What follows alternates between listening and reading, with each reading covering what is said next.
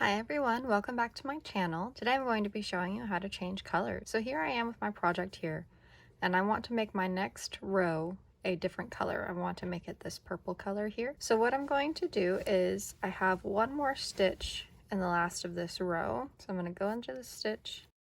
I'm going to pull up a piece of yarn and I'm going to leave this just like so, unfinished. I'm only doing single crochets for this project, so I'm going to be doing single crochets. And instead of finishing this single crochet as normal with this red, we're going to go and grab our purple now. So here's the tail of our purple, and I'm going to just yarn that over onto my hook and pull that through the single crochet. Now it does look a little loose here, so I'm just going to pull on that red tail again just to tighten that up.